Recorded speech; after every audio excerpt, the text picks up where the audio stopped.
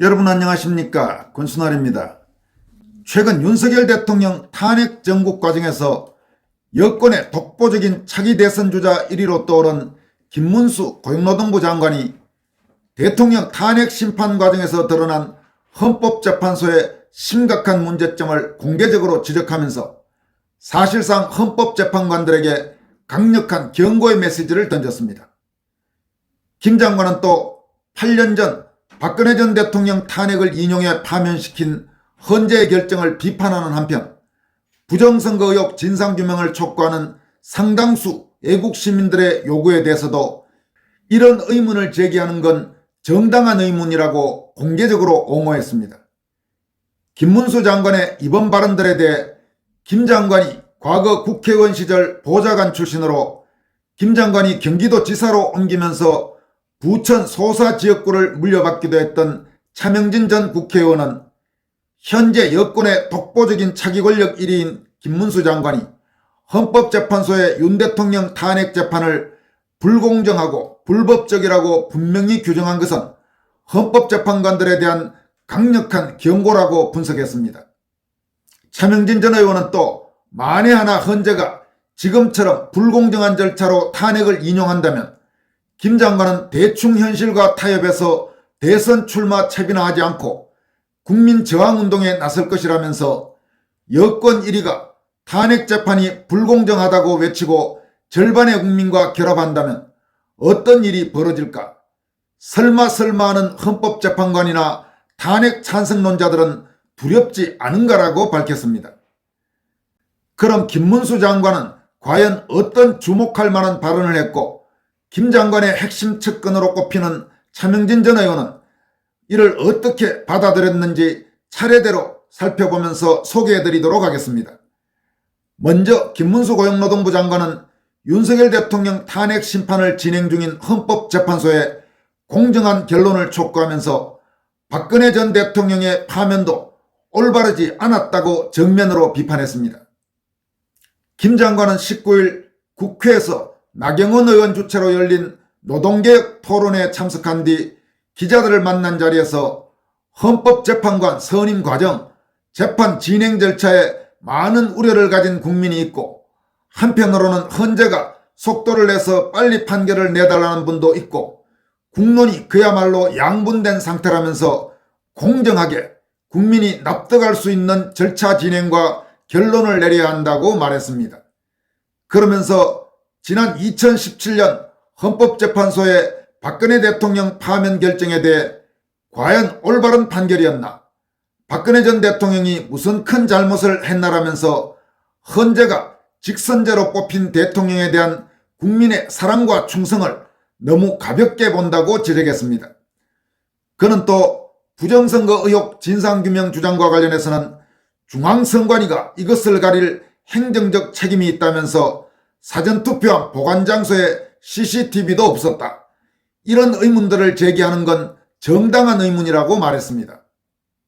그는 또 최근 각종 차기 대선 주자 선호도 여론조사에서 김 장관 본인이 범보수 1위를 기록한 것과 관련해서는 우리 사회가 너무 한쪽으로 쏠리는 현상이 대한민국을 매우 불행하게 할 수 있다는 우려가 반영돼서 지지율이 높게 나오는 것 같은데 너무 무겁고 가슴이 아프다고 말했습니다. 이야기를 할 때 김 장관의 눈가에는 살짝 이슬이 맺히기도 했습니다. 또 김 장관이 중도 확장성이 떨어지는 후보라는 일각의 주장에 대해서는 7년 이상을 공장에서 일하고 민주화운동을 하는 과정에서 2번이나 감옥을 갔다면서 소외되고 어려운 사람들을 돌보는 것이 정치의 본령이 아닌가? 저는 사회적 약자를 보살피는 게 공직자의 첫 번째 직분임을 잊지 않고 살아왔다고 말했습니다. 그러면서 제가 좌든 우든 그런 생각은 바뀐 적이 없다면서 비판받아야 한다면 비판받겠다고 덧붙였습니다. 김 장관은 또 대한민국 역사상 가장 진보적이었던 정치인은 이승만 대통령과 박정희 대통령이었다고 강조하기도 했습니다. 김문수 장관은 20일 열린 국회 환경노동위원회 임시 전체회의에서도 야당 의원 즉 더불어민주당 등 좌익 야당 의원들의 참으로 쓰잘데없는 트집잡기에 대해서 정면으로 반박했습니다. 이 과정에서 야당 의원들과 김 장관 사이에 설전이 오가기도 했습니다. 이날 국회 환노위 임시회의는 당초 MBC 기상캐스터로 일하다가 스스로 목숨을 끊은 고 오 요한나 씨의 직장 내 괴롭힘 의혹을 논의한다는 취지로 열렸습니다. 김 장관은 오 씨 사건과 관련해서 너무나 안타깝게 세상을 떠났고 기성세대라서 마음이 너무 아프다면서 법과 원칙에 따라 철저히 감독하고 책임을 묻겠다고 말했습니다. 다시 말해서 MBC 내에서 벌어졌던 직장 내 괴롭힘에 대해서 철저하게 그 진상을 조사하고 책임질 사람에 대해서는 책임을 묻겠다고 강조했습니다. 그런데 이날 회의는 야당 의원들이 원래 회의 취지와 달리 김 장관의 무슨 역사인식이라든지 혹은 현재 여러 가지 시국 현황과 관련해서 그를 비판하는 식으로 진행되면서 김 장관도 바로 맞받아치는 모습이 나타났습니다. 더불어민주당의 박해철 의원은 문영배 헌법재판관 앞에서 벌어지고 있는 애국시민들의 문영배 규탄 시위와 관련해서 영상을 튼 뒤 입에 담지 못할 욕설 하는 분들도 있는데 어떻게 생각하냐고 물었고, 이에 대해 김 장관은 옥외 집회에서 있는 일이라 제가 답변할 내용이 아니다라고 말했습니다. 박해철 의원은 재차 답을 요구했지만 김문수 장관은 그걸 지금 환노위에서 저한테 묻고 답하라는 의원님들의 그런 부분이 문제가 있다고 정면으로 받아쳤습니다. 또 김 장관이 헌법재판소 판결 중에도 잘못된 것이 많다고 하자 박해철 의원은 대한민국 제도 하에서 헌재 판결이 동의가 안 되면 대한민국 떠나야 하는 것 아니냐라고 했습니다. 이에 대해 김 장관은 헌법재판소를 고쳐야지 왜 떠나냐고 맞섰습니다. 박 의원이 장관이 무슨 권한으로 고쳐나가냐, 대한민국은 법치국가고 헌정 질서를 부정하는 사람이라고 하자 김 장관은 법치주의고 국민투표로 뽑힌 대통령인데 법의 판단이 나기 전에 왜 내란이라고 하냐고 정면으로 맞받아쳤습니다. 또 박해철 의원이 불법 계엄 운운하고 주장하자 김 장관은 불법인지 아닌지 봐야 할 것 아니냐, 의원님이 판사냐라고 밝혔습니다.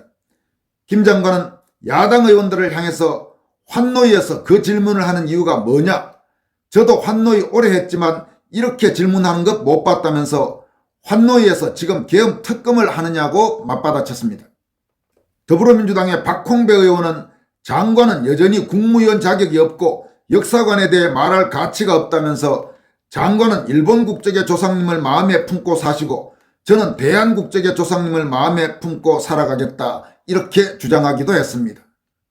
한편 김문수 장관의 최근 발언들과 관련해서 차명진 전 의원은 김문수의 섬뜩한 경고라는 제목의 소셜미디어 게시글을 통해서 다음과 같이 밝혔습니다.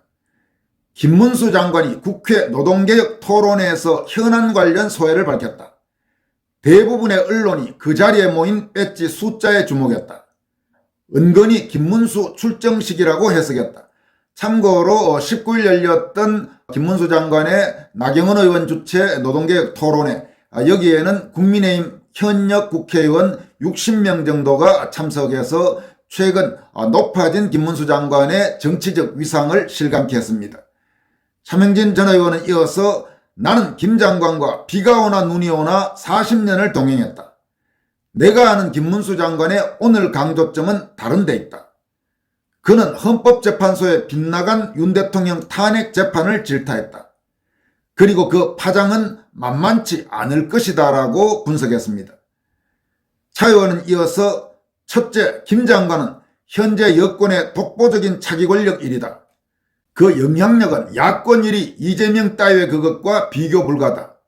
여권 1위의 발언을 듣는 사람은 누구나 그가 권력을 장악했을 때 무슨 일이 벌어질까를 생각 안 할 수가 없다. YS는 20년이나 지나서 5.18을 폭동에서 민주화운동으로 바꿨다. 당시 권력자들을 모조리 내란범으로 감옥에 쳐넣었다.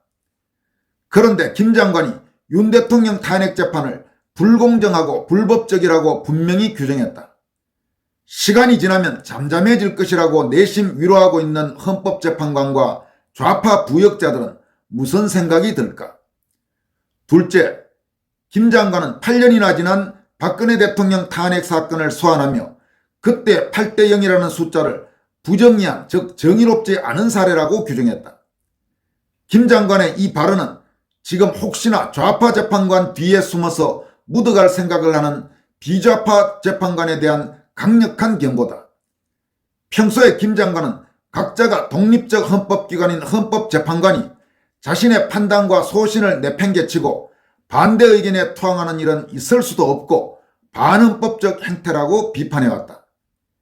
김 장관의 오늘 지적을 계기로 국민들은 앞으로 기존의 좌파 재판관들 뿐만 아니라 비좌파 재판관들의 일거수일투족도 놓치지 않을 것이다.